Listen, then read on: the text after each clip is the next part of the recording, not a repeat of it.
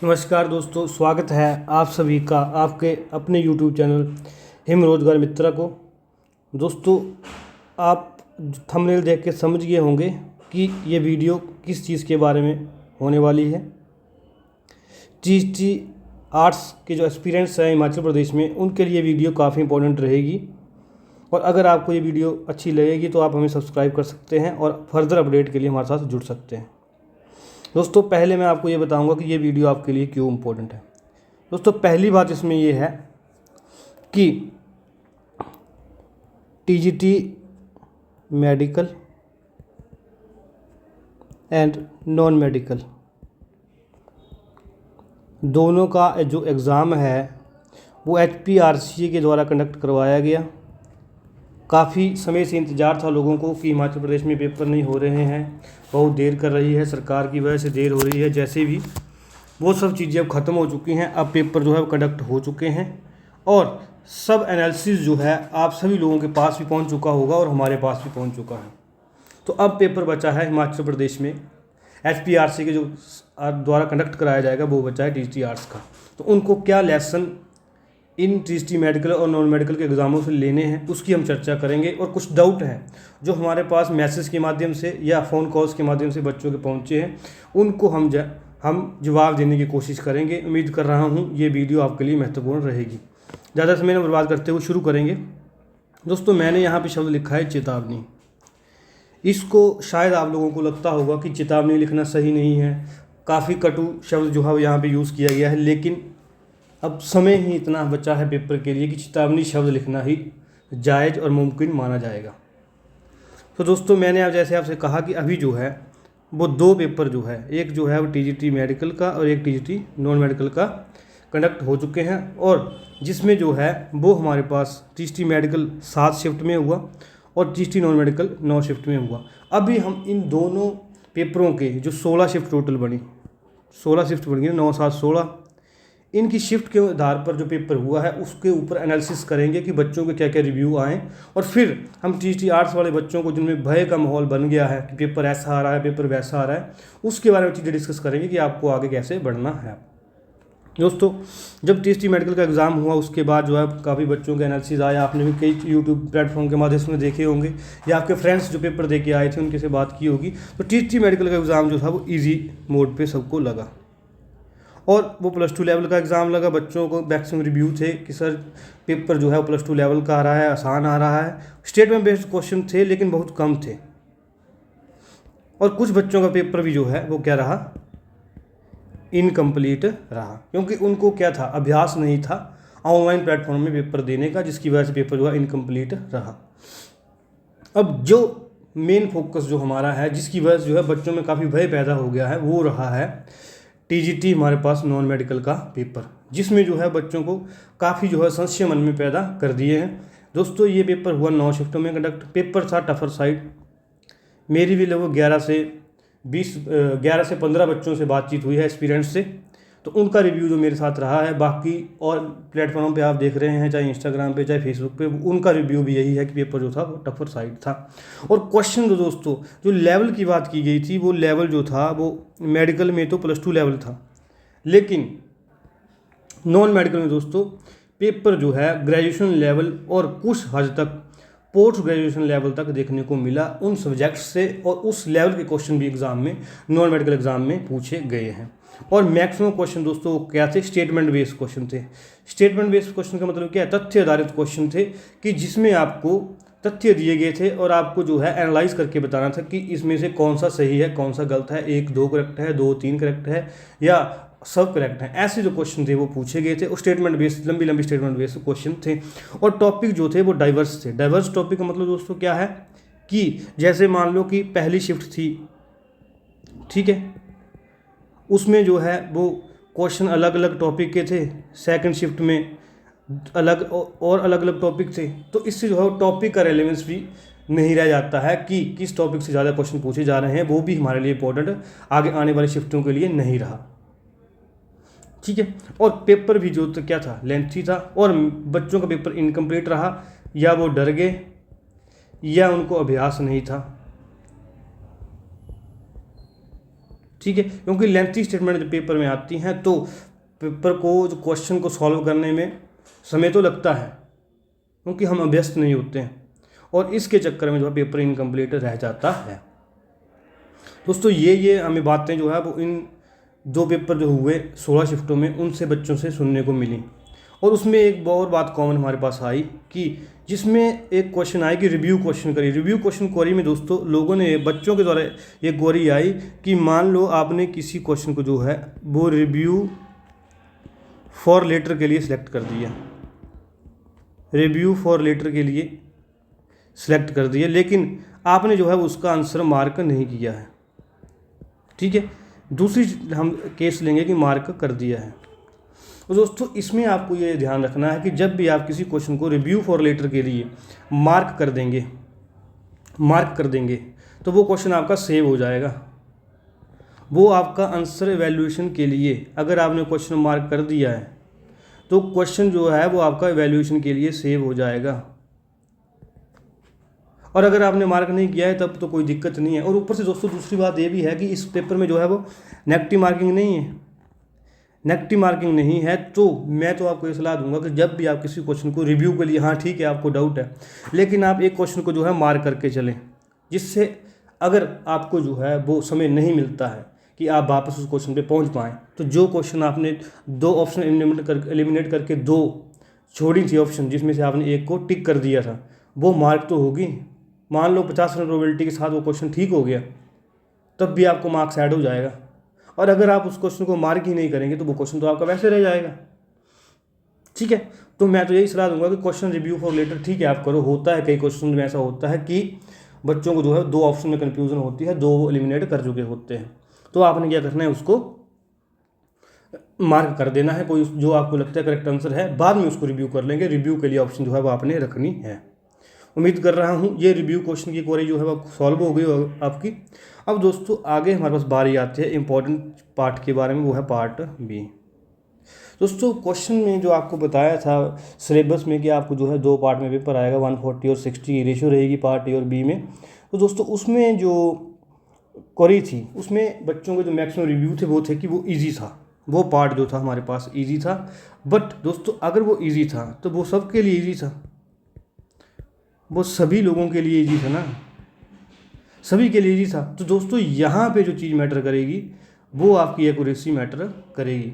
इसीलिए मैंने आपसे एक पहले ही वीडियो बनाई थी कि टीटी के जो एग्ज़ाम है HPRC के द्वारा, उसको जो है कैसे हम तैयारी करें। लेकिन आज मैं आपको दोबारा स्ट्रेस करूँगा कि आप लोगों को पार्ट बी स्ट्रांग रखना पड़ेगा, क्योंकि जो 4 क्वेश्चन जो है, जो 5 क्वेश्चन जो है आप पार्ट बी में करेक्ट कर सकते हैं, वो 4 या 5 क्वेश्चन जो है वो आप टीटी मेडिकल के क्वेश्चन में जो पार्ट ए से करेक्ट नहीं कर सकते थे, क्योंकि पेपर टफर लेवल था। तो इससे जिन बच्चों का ये जो पार्ट बी के 4-5 क्वेश्चन जो उनकी एक्यूरेसी जो 100% रही, 95% रही, उनको यहाँ पे फ़ायदा मिल चुका है। अगर आप पार्ट बी की सिग्निफिकेंस समझने की कोशिश करेंगे तो मेरा बोलना यह है कि आपको पार्ट बी को इग्नोर नहीं करना है, इसको आपको स्ट्रॉन्ग करना है। अभी आगे इसकी बात करेंगे। दोस्तों ये चीज़ें जो हमने टीटी मेडिकल नॉन मेडिकल के बच्चों से सीखी, आगे हम बात करेंगे कि आर्ट्स के स्टूडेंट्स को यहाँ से क्या क्या बातें सीखनी चाहिए। दोस्तों पहला जो मेरा मेन मोटिव है वो है क्या, कि सब्जेक्ट पर फोकस करो, कि आप लोगों को सब्जेक्ट पर फोकस करना है। सब्जेक्ट पर फोकस करने का मतलब क्या है कि आपको जो पार्ट ए में सब्जेक्ट मेंशन किए गए हैं, आप लोगों के द्वारा जो पार्ट ए में सब्जेक्ट मेंशन किए गए हैं उन पर आप फोकस करेंगे। और उन पर फोकस करने का फ़ायदा क्या होगा कि आपके जो है कंसेप्ट क्लियरिटी होगी, एक तो कंसेप्ट क्लियर होगा, और एक जो है वो आपको कॉन्फिडेंस भी आएगा कि मैंने सिलेबस का इतना पार्ट जो है वो कवर कर लिया है। ये तो आपको मेंटली बूस्ट करेगी ये चीज़। ठीक है, दूसरी बात हम करेंगे दोस्तों, इस सब्जेक्ट पर फोकस तो करना है, बट करें कैसे। सवाल तो एक ही है। अब दोस्तों इस पड़ाव पर आप एग्ज़ाम की तैयारी के इस पड़ाव पर आप पहुंच चुके हैं कि आपको जो है वो अपने सोर्सेज लिमिटेड करने पड़ेंगे। करने तो आपको 1 महीने पहले ही चाहिए थे, लेकिन मैं वीडियो भी बनाई थी उस समय। लेकिन अब भी समय है, 25 दिन है, लगभग 20-25 दिन है। आपको अपने सोर्सेज जो है वो लिमिटेड करने पड़ेंगे, चाहे बुक हो, नोट्स हो, वीडियो हो, आपको एक ही सोर्स पे लिमिट करना पड़ेगा। क्योंकि इसका फ़ायदा आपको क्या होगा कि आप जो है वो रिवीजन ज़्यादा कर पाएंगे, और दोस्तों रिवीजन ही की टू सक्सेस है। अगर मैं एग्ज़ाम की बात करूं तो जहां तक हमारा जो अनुभव रहा है, रिवीजन ही किसी पेपर को क्वालिफाई करने में सहायता देगा। अगर आप बोलेंगे मैं ये भी पढ़ लूँ वो भी पढ़ लूँ, वो नहीं हो पाएगा। ठीक है। दूसरा जो दोस्तों मेरा सजेशन आपको रहेगा कि आप जो टीएसटी आर्ट्स के स्टूडेंट्स हैं वो स्टेटमेंट बेस्ड प्रश्न की थोड़ी प्रैक्टिस करें। वो प्रैक्टिस तो करें, लेकिन कैसे होगी वो प्रैक्टिस, कहाँ से होगी? PYQ CTET पेपर 2 के जो आप PYQ अटैम्प्ट कर सकते हैं। मुझे कहीं ना कहीं ऐसा लग रहा है कि उस लेवल का पेपर जो है वो SP RCA TGT non medical के एग्ज़ाम में पूछा गया है। तो आपको PYQ अटैम्प्ट करने हैं मेरे हिसाब से। कहाँ से? वो आपको करने पड़ेंगे CTET पेपर 2 से, या आपका तो आर्ट्स का सब्जेक्ट है जिसमें पॉलिटी, हिस्ट्री, ज्योग्राफी, इकोनॉमी वगैरह आएगी, तो आप स्टेट PCS के जो जैसे HPS के होते हैं, UP PCS के होते हैं, BPSC के या राजस्थान एडमिनिस्ट्रेटिव सर्विसेज के, इनके क्वेश्चन भी अटैम्प्ट कर सकते हैं आप सब्जेक्ट वाइज। कि जैसे मान लो आपने ज्योग्राफी पढ़ी, इंडियन ज्योग्राफी, तो आपने इंडियन ज्योग्राफी के RAS के क्वेश्चन पेपर जो है वो सॉल्व कर लिए। यूट्यूब से देख लो, टेक्स्ट बुक पे देख लो, कई प्लेटफॉर्म है, और किसी को मैं प्रमोट नहीं कर रहा हूँ यहाँ पे, लेकिन आपको मैं एक जो ज़मीनी स्तर की बात जो है, फाउंडेशन स्तर की बात बता रहा हूँ कि आपको जो है अगर स्टेटमेंट बेस्ड क्वेश्चन जो है प्रैक्टिस करने हैं तो आपको करने ही पड़ेंगे। और करने का चारा क्या, या तो आप जो है CTET पेपर 2 के जो क्वेश्चन है वो कर सकते हैं, या फिर आप जो स्टेट PCS के कोई क्वेश्चन होंगे उनका लेवल भी जो है वो जिस लेवल का जो पेपर बच्चे बता रहे हैं टीचर नॉन मेडिकल वाले, उस लेवल से मेरे को लगता है कि वो मिलता जुलता ही रहेगा।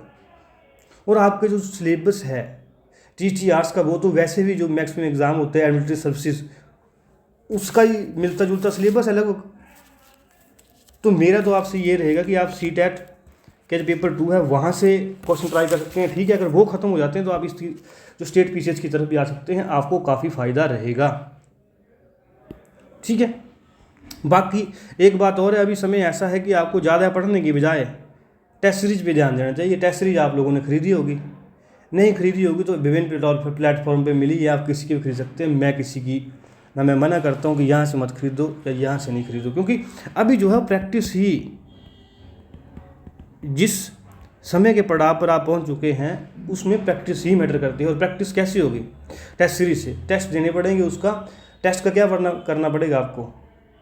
एनालिसिस करना पड़ेगा। टेस्ट एनालिसिस के लिए मैंने वीडियो अलग बनाई थी, लिंक दे दूँगा डिस्क्रिप्शन में, प्लीज़ उसको देखें। उस वीडियो को आप ज़रूर देखें, आपको सहायता मिलेगी, मेरी गारंटी है। 25 दिन बहुत होते हैं अभी भी, मैं आपको बोल रहा हूँ कि अब 20 से 22 दिन भी बहुत होते हैं किसी एग्ज़ाम को निकालने के लिए, अगर आप सीरियस तरीके से पहले से पढ़ रहे हैं।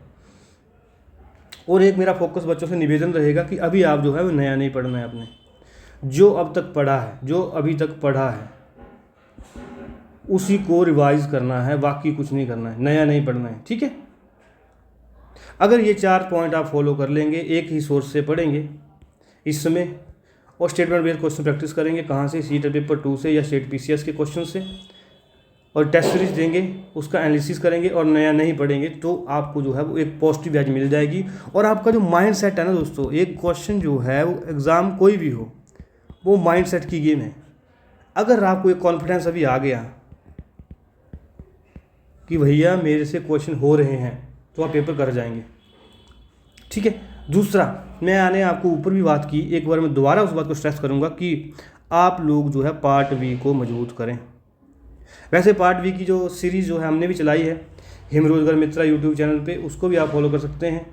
अगर आपने मेरी वीडियोस देखी होंगी तो उसके बाद प्रैक्टिस शीट मिलती है हर लेक्चर के बाद 50 क्वेश्चन की, वो क्वेश्चन आपने कर लिए और लेक्चर लगा लिए दोस्तों। इससे जब बाहर आपको ये जो रीजनिंग का क्वेश्चन है या हिंदी का क्वेश्चन है वो नहीं आएगा, क्योंकि इसमें पार्ट भी मजबूत तो करना है, लेकिन इसमें जो है 2 बातें आती हैं।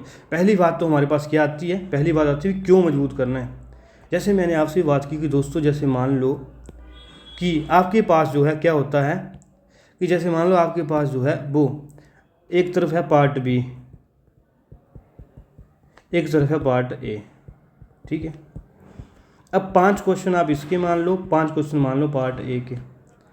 अब जिस तरीके से जो हमारा रिव्यू टेस्ट या मेडिकल नॉन मेडिकल के बच्चों का आया है, उनका बोलने वो सब क्या बोल रहे हैं, उनके बोलने का एक ही तात्पर्य है कि ये पार्ट जो अब ईजी आ रहा है और ये टफ आ रहा है।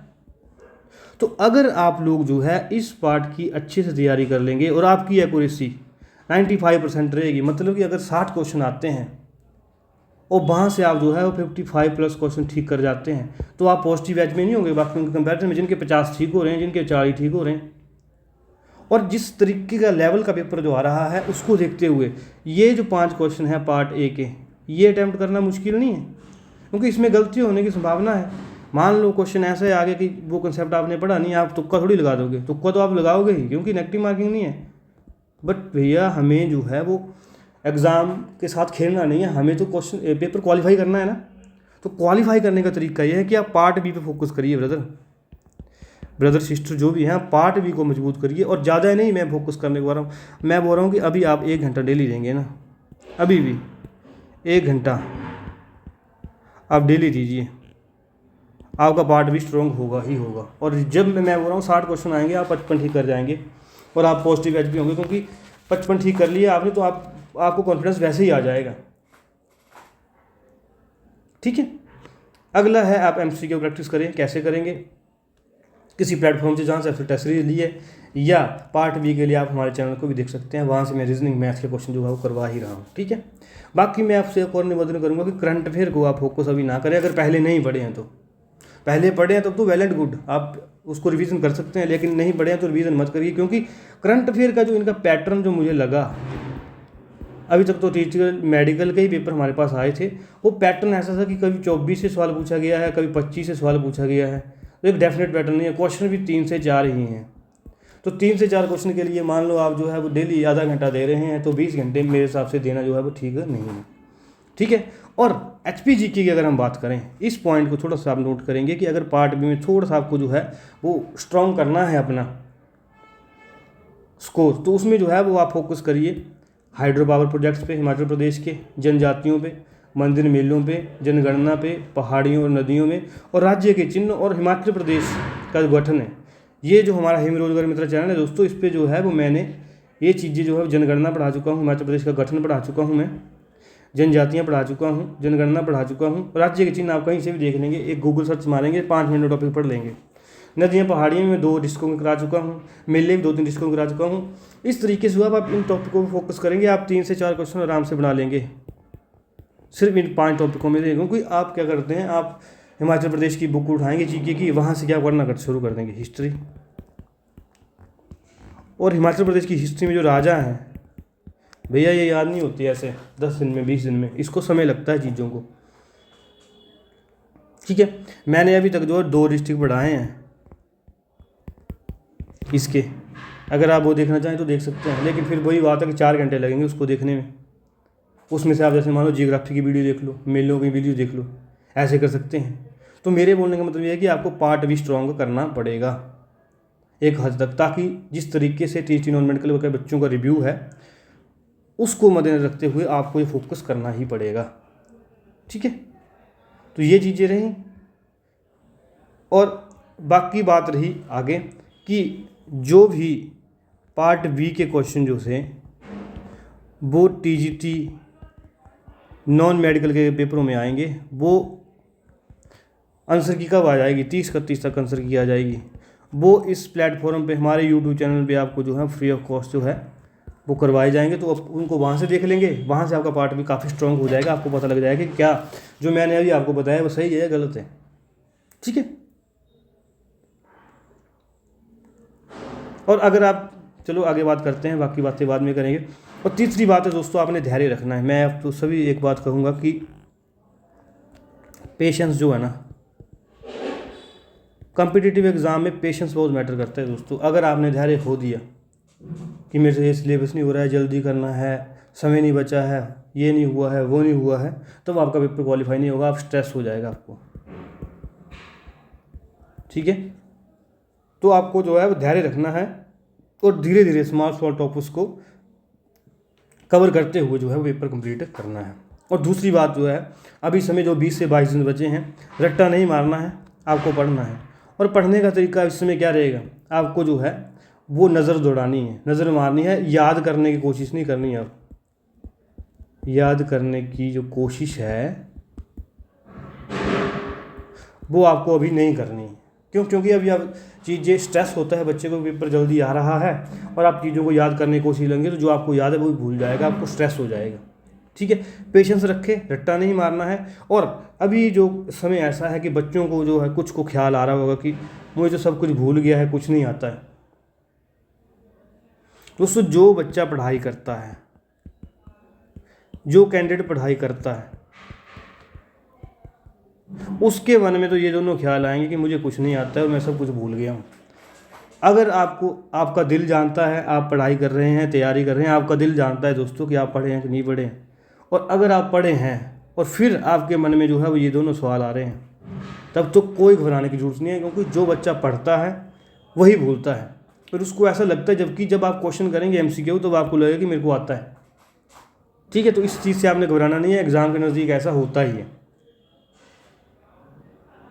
ठीक है, और बाकी जो छठी बात जो मैंने की कि revision is the key to success. Revision करिए, प्रैक्टिस करिए, जिससे जो है वो आप दोस्तों पेपर जो है वो ज़्यादा पढ़ने से नहीं होंगे,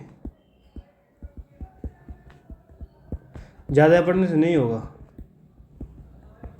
पेपर होगा एक चीज़ को बार बार पढ़ने से, रिवीजन करने से, प्रैक्टिस करने से। MCQ प्रैक्टिस करो और रिवीजन करो।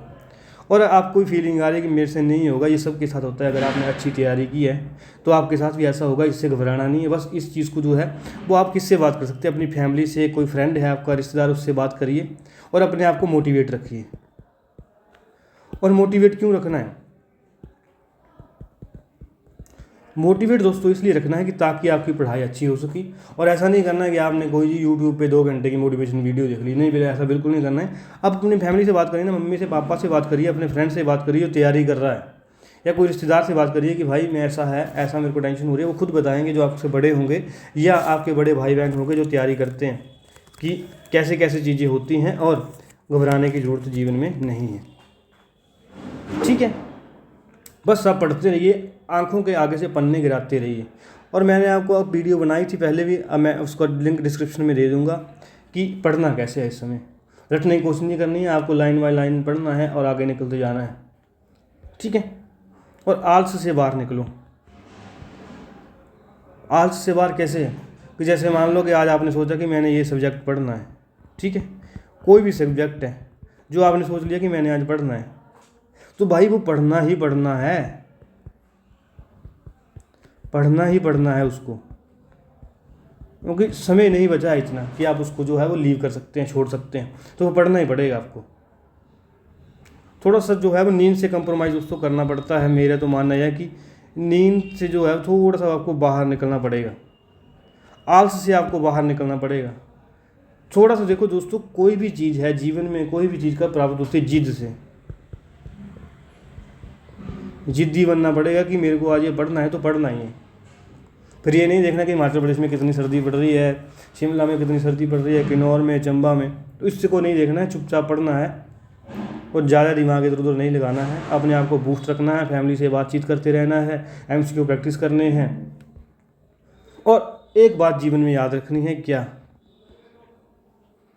I can do it. मैंने तो आपके लिए लिखा है इसलिए यू लिख दिया है, I can do it, yes मैं कर सकता हूँ। इसी वाक्य को आप याद करते रहिए और हिम रोजगार मित्रा पे जो जुड़े रहिए। अगर आपको लगता है कि आपके लिए इम्पोर्टेंट है तो, अदरवाइज़ यहाँ पर भी आने की ज़रूरत नहीं है। और दोस्तों, अगर आपको लगता है कि हिम रोजगार मित्रा के माध्यम से आप MCQ प्रैक्टिस करना चाहते हैं, तो मैं सब्जेक्ट वाइज जो है सब्जेक्ट वाइज MCQ लेके आऊँगा अभी शायद 1 जनवरी से। तो उम्मीद करूँगा कि आपको जो है वहाँ से सहायता मिलेगी और आपकी प्रैक्टिस अच्छी हो जाएगी। ठीक है, ज़्यादा समय आपको बर्बाद नहीं करूँगा। और अगर आप चाहते हैं कि आप हमारे YouTube चैनल पे जुड़ें, इस QR कोड को स्कैन करके आप YouTube से जुड़ सकते हैं, यहाँ पर Instagram से, और यहाँ पर आप स्कैन करके Telegram से जुड़ सकते हैं, जो हमारी क्लासेस होते हैं उनकी PDF के लिए। और फील फ्री दोस्तों, अगर आपको स्ट्रेस हो रहा है, ठीक है, आप हमें टेलीग्राम पे मैसेज कीजिए, हमें इंस्टाग्राम पे मैसेज कीजिए, यूट्यूब पे कमेंट कीजिए, हम आपको रिप्लाई करेंगे। भले ही हो सकता है कि जब आप मैसेज करें तब हम आपका रिप्लाई नहीं कर पाएँ, लेकिन आधे घंटे में करेंगे, 1 घंटे में करेंगे, लेकिन करेंगे ज़रूर। Feel free to contact us. ठीक है, तो घबराना नहीं है। और बातें वही हैं, एक बार दोबारा रिपीट करूँगा कि आज हमने क्या क्या सीखा है TST आर्ट्स, TST मेडिकल और नॉन मेडिकल एग्जामों से। एक बात हमने सीखी कि एक सब्जेक्ट पर फोकस रखना है, पार्ट B को मजबूत करना है। ठीक है, करंट अफेयर नहीं पढ़ने हैं, अभी एमसीक्यू प्रैक्टिस करनी है, एक्यूरेसी पे ध्यान देना है और हिमाचल के ये टॉपिक हैं इनको पढ़ना है। ठीक है, धैर्य रखना है, रटना नहीं है, पढ़ना है, याद करने की कोशिश नहीं करनी है। सब कुछ भूल गया है या लगता है कुछ नहीं आता, इसका मतलब आप पढ़ाई कर रहे हैं। रिवीजन आपको ज़रूर करनी है, मुझसे नहीं होगा ये एप्टीट्यूड जो है वो एटीट्यूड छोड़ देना है, मोटिवेट रहना है। मोटिवेट कैसे रहोगे? फैमिली, फ्रेंड्स, रिश्तेदारों से बातचीत करके। ठीक है, और आज से बाहर निकलना है, जिद्दी बनना है कि नींद से कंप्रोमाइज़ कर लेना है, क्योंकि 20 दिन की बात है। ठीक है दोस्तों, ख़त्म करते हैं हिंग रोजगार मित्रा की ये कहानी। उम्मीद कर रहा हूँ कि आपको ये वीडियो पसंद आएगी, और जैसे ही एचपी जो टीएचडी नॉन मेडिकल की जो आंसर की आती है हम आपसे शेयर करेंगे, और उम्मीद करूँगा कि आपको सहायता करेगी। तब तक धन्यवाद, पढ़ते रहिए।